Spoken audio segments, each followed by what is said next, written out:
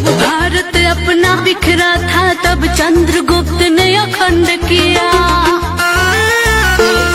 फिर अपनी कलम के दम पे उसे भीमराव ने बुलंद किया। जब भारत अपना बिखरा था तब चंद्रगुप्त ने अखंड किया, फिर अपनी कलम के दम पे उसे भीमराव ने बुलंद किया।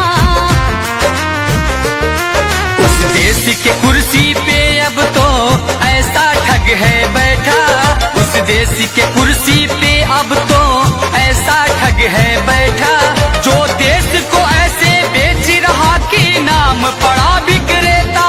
वो चाय बेचते बेचते अब बन गया देश विक्रेता।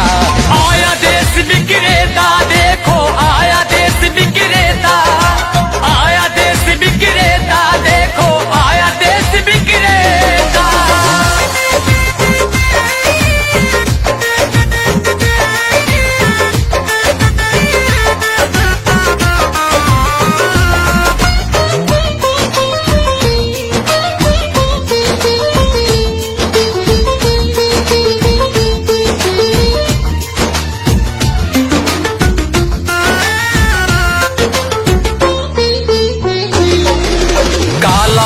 लाऊंगा कह के भारत का कोष भी साफ किया, श्रमिकों को भूखे मार रहा, धनिकों का कर्ज भी माफ किया।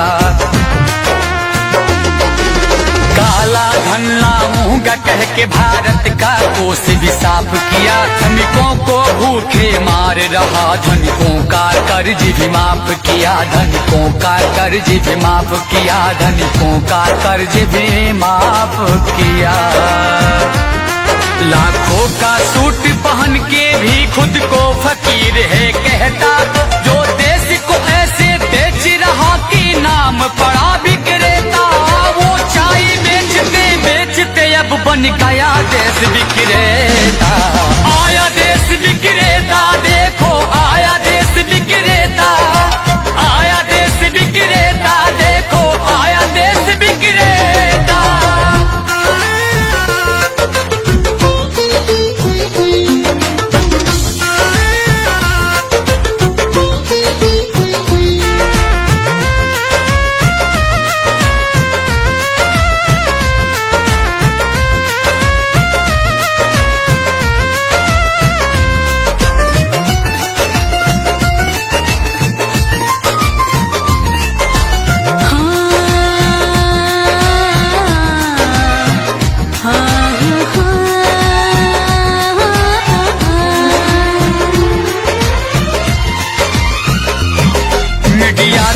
उसके जूते का कैसा है स्वाद बताती है, जब जब चुनाव हो तब उसको माँ की याद आती है।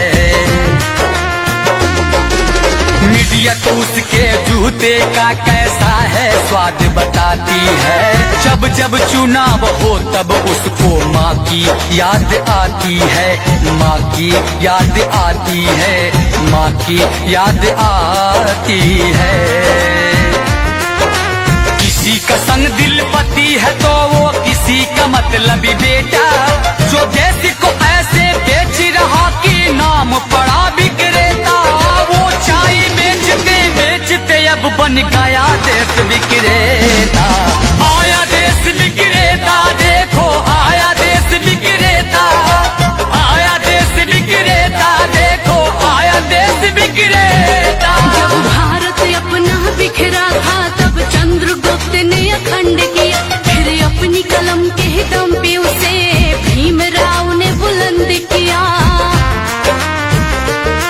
उस देश के कुर्सी पे अब तो ऐसा ठग है बैठा, उस देश के कुर्सी पे अब तो ऐसा ठग है बैठा, जो देश को ऐसे बेच रहा कि नाम पड़ा विक्रेता।